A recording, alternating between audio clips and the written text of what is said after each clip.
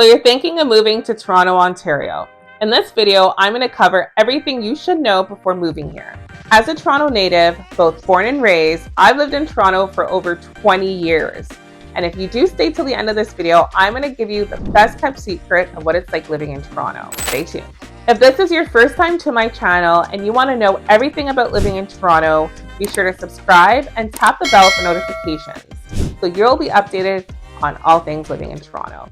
My name's Tish Schoberg and I'm a licensed real estate agent that serves the Toronto and surrounding areas. So whether you're looking to move in the next 9 days or in the next 90 days, I'd be happy to help you make your home buying journey smooth. I get calls, emails, and texts from people just like you and you and you and you and you wanting more information on what it's like moving and living in Toronto.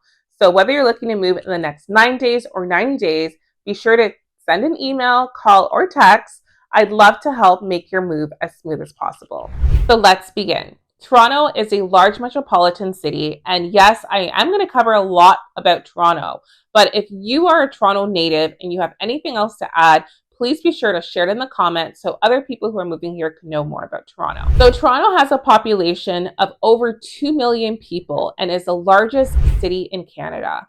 It is composed of many different areas such as North York, the Beaches, Junction, Yorkville, and more. Next is that Toronto is very multicultural. There are people who come from various different ethnic backgrounds that make Toronto one of the most diverse cities in the world. So one thing to know about Toronto is there's a lot of ethnic communities. So there's a Greek town, there's a Chinatown, there's an area that caters to Caribbean people, you name it. What I love about that is if you need certain household products or food items that are specific to your culture, you can go into different areas within Toronto that cater to your community and you could find those products there. So next thing I want to talk about is the cost of living in Toronto. Living in Toronto isn't cheap and it really isn't that expensive. Yes, inflation has taken a toll on the cost of living, but it has taken a toll on the cost of living pretty much everywhere. So, Toronto has just adjusted to the reality of pricing. So groceries really could range from anywhere between, $200 to $500 per month, depending on how big your household is.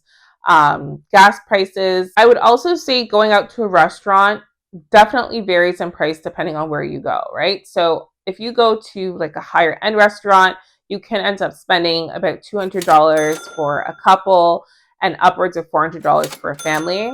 But if it's a lower end restaurant that's not so luxurious, the cost for going out to eat could be about $100 for a family of 4, right? So it all varies depending on where you go. Toronto does have a lot of transit options. So of course we have the major highways.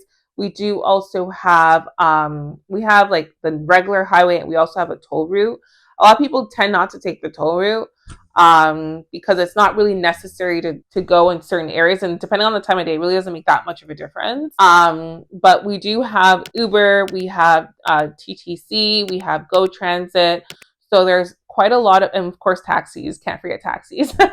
So there are definitely a lot of transit options for those that are looking to get in and around the city. And if you are from the downtown area or you're looking to move in a downtown area, there are a lot of bike options as well. There's a lot of people who drive motorcycles or just your standard two-wheeler bike. So when we're talking about housing prices in Toronto, the average house price in Toronto right now is 1.1 million, but you can find a one-bedroom condo in the 400, 500 range, depending on the area. You can find townhouses in that 700, 800 range, again, depending on the area. So home prices vary considerably. And so if you want more information on what home prices are like in Toronto, be sure to reach out and I can send you a list of different options so you can know what to expect. Next, let's get into the weather. So there are 4 seasons in Toronto. We have summer, fall, spring, and winter. And that means you need to be equipped for the change in weather, right? So one minute you're in snow boots and a winter jacket, the next minute you're in shorts and a t-shirt. So you need to really take into consideration that you need to have enough saving for the different wardrobe changes that are required throughout the year. Our winters are really not that cold. Like you might see a temperature of negative 20 degrees here and there, but for the most part, our winters have not been that cold. In fact, the last couple of years, our winters have really not been that bad. Like people have gotten away with not getting winter tires and stuff. Not that I condone that, but that's how mild some of our winters have been as of recent. Our summer is also not that hot. Like it's not going to be scorching hot like in areas like Texas, California, or Florida. Our summers, I would find, are quite manageable. Like you can go out for the day, and as long as you stay hydrated with your sunscreen on, you will not sweat that much. Like our weather is really good here. But just keep in mind that there are the 4 different seasons that you need to make sure that you're ready for. So Toronto is entertainment galore, from concerts to festivals, you name it. There are so many different things to do here. There's Rib Fest, there's Vegan Fest, there's Disney on Ice for the kids. There's all sorts of different sports games with Raptors, Argonauts, the Blue Jays. We also have a Caribbean festival that happens every year in downtown Toronto called I call it Caravana because I'm a true Torontonian, but I know a lot of people probably call it, I think, the Scotiabank Caribbean Festival. I don't even know what the name is. They keep changing the name of Caravana every year, but I call it Caravana. I'm a true Torontonian. But yeah, there's so much to do here. You will not be bored. Like there are a lot of people who come from neighboring cities to actually have entertainment in Toronto. There is the entertainment district in downtown Toronto that consists of a really thriving nightlife, lots of clubs, and really exciting restaurants and lounges. Another thing to know about Toronto is Torontonians are super polite. I think a lot of people kind of know that. But we are really, really polite people. Like we open doors for you. It's very rare that you see somebody not open the door for you.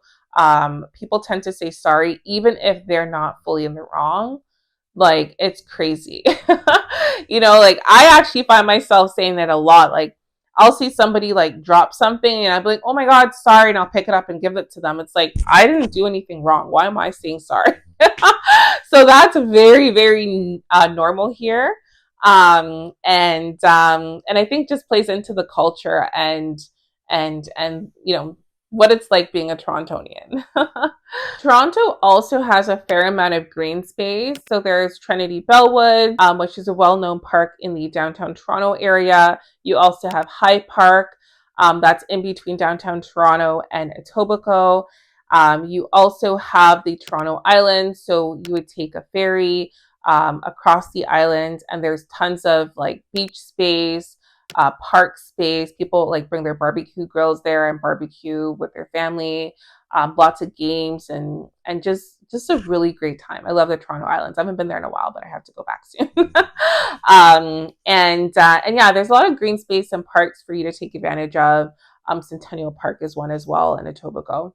So next is that Toronto has world-class education. From elementary, middle school, high school to post-secondary options, there is a wide range of really great schools that your kids could go to and attend in the region. For post-secondary, there's the U of T, there's Ryerson University where I went and graduated from, there's York University. There's just so many different post-secondary institutions within the Toronto area. And there's also colleges as well. Like there's George Brown College, there's Humber College. So George Brown has a campus in the downtown Toronto area. Humber College has a campus in Etobicoke.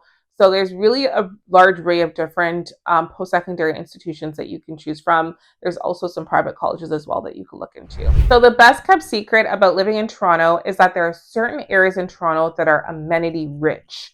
And what I mean is that there is literally a ton of different stores, restaurants right outside of your house. Like it is crazy, especially if you live in the downtown core.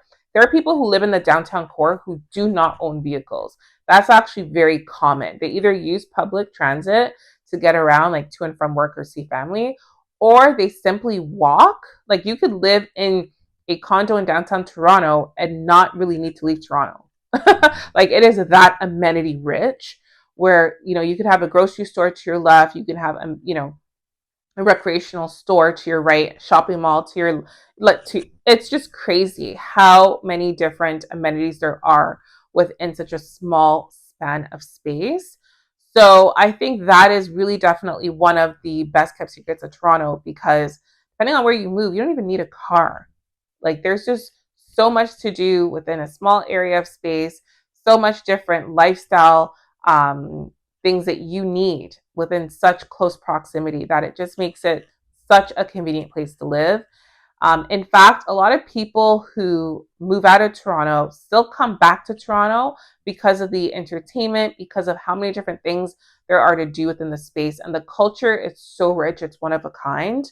Toronto is really fast paced. It's actually known as the Little Apple to New York, which is called the Big Apple. So people here are used to the hustle and bustle. Traffic here is usually quite thick, especially during rush hour, but it's not like California thick, like where you're waiting in traffic for 3 hours. Like that isn't really common. By traffic, we mean it could take you an extra half hour to an hour to get from A to Z if it's rush hour or, just depending on the time of day, like a holiday or what have you, right? Or just before a holiday.